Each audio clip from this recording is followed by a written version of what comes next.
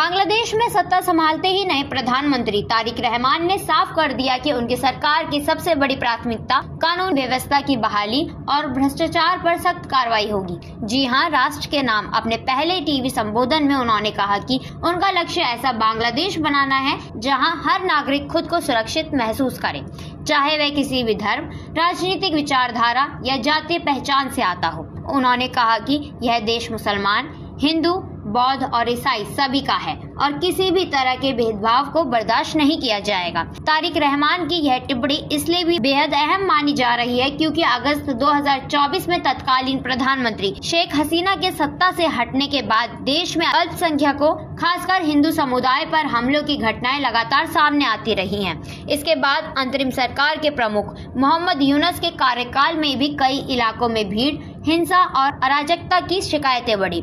मानवाधिकार संगठन MSF के मुताबिक जनवरी 2026 में भीड़ द्वारा हत्या की 21 और मारपीट की 28 घटनाएं दर्ज की गई। वहीं बांग्लादेश में हिंदू, बौद्ध, ईसाई एकता परिषद ने साल 2025 में 522 सांप्रदायिक हमलों का रिकॉर्ड सामने रखा, जिनमें हत्या, बलात्कार और मंदिरों में तोड़फोड़ की घटनाएं शामिल हैं।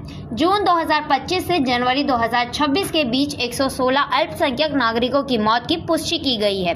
इन्हीं हालात के बीच तारिक रहमान ने साफ किया कि राजनीतिक दबाव नहीं बल्कि कानून का शासन ही अंतिम फैसला करेगा। उन्होंने यह भी कहा कि उनकी सरकार आत्मनिर्भर, सुरक्षित और लोकतांत्रिक बांग्लादेश के निर्माण के लिए ठोस कदम उठाएगी। तारिक रहमान की सरकार में गृह मंत्री सलाउद्दीन अहमद ने भी बड़ा बयान देते हुए कहा कि देश में अब मॉब कल्चर यानी भीड़ तंत्र को किसी भी कीमत पर बर्दाश्त नहीं किया जाएगा।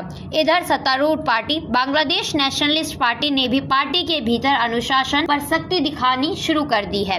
बांग्लादेशी अखबार के मुताबिक सिराजगंज में अल्पसंख्यकों की दुकानों में तोड़फोड़ और जबरन वसूली के आरोपों पर BNP के 3 नेताओं को कारण बताओ नोटिस दिया गया है, जबकि 2 नेताओं को पार्टी से निलंबित किया गया है। तारिक रहमान ने युवाओं, छात्रों और कारोबारियों को भी भरोसा दिलाया कि सरकार उनके हितों की रक्षा करेगी और शिक्षा, विज्ञान तथा रोजगार के क्षेत्र में नए अवसर पैदा किए जाएंगे। गौरतलब है कि तारिक रहमान दिवंगत राष्ट्रपति जियाउर रहमान और पूर्व प्रधानमंत्री खालिदा जिया के पुत्र हैं और 13वें संसदीय चुनाव में BNP को पूर्ण बहुमत दिलाकर प्रधानमंत्री बने हैं। अब सबसे बड़ा सवाल यही है, क्या तारिक रहमान वाकई देश में बिगड़ चुकी कानून व्यवस्था को काबू में ला पाएंगे और अल्पसंख्यकों की सुरक्षा को जमीन पर सुनिश्चित कर पाएंगे? क्योंकि बांग्लादेश में नॉर्मल हालात स्थापित करना इस वक्त उनकी सरकार के सामने सबसे बड़ी परीक्षा बन चुकी है।